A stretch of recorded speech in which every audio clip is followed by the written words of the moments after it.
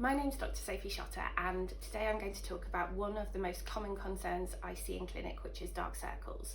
Now, dark circles is a term we use generically, but actually it can mean a lot of different things.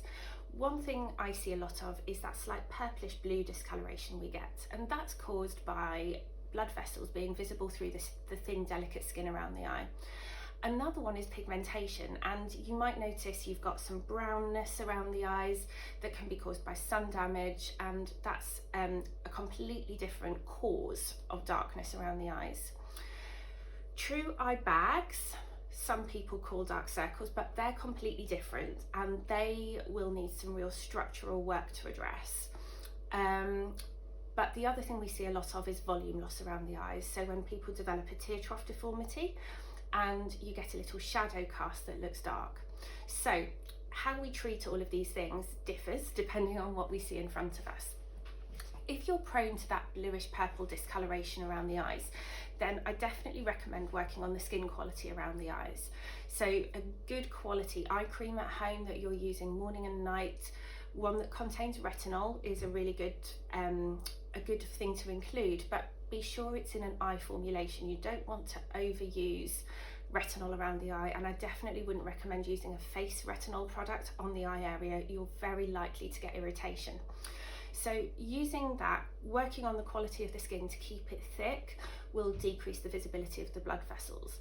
I'm also a big believer in using vitamin K around the eye. So there are some great products that aren't terribly expensive that you can use and dab on, and they can help to decrease that vascularity and to decrease kind of the leakage of the tiny capillaries we've got there that are causing the blueness. And I've definitely seen some brilliant results from doing that.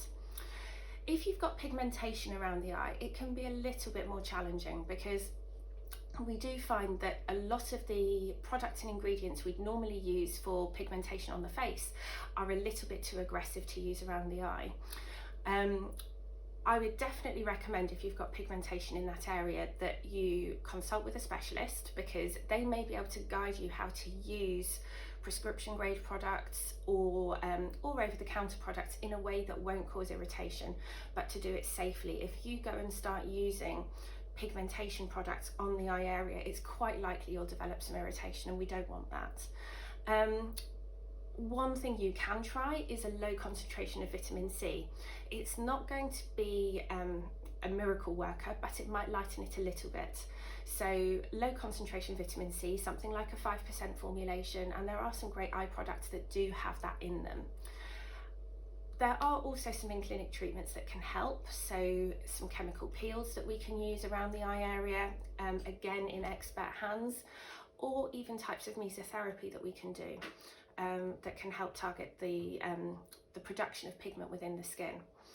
If you've got volume loss around the eyes, that is a little bit tricky without coming into a clinic. The best treatment ultimately for if you have a dip in the tear trough is going to be to consult with a medical professional and look at having some dermal filler treatments. So that may just involve using some filler in the cheeks, for example, and sometimes it might involve filler directly around the tear trough. This is an expert procedure. It should be done by someone who's experienced in doing it, so don't be afraid to ask some questions and to ask to see some before and after photos. But in my experience, there really isn't an awful lot that, once you've lost volume, will help to improve that without a non-surgical procedure.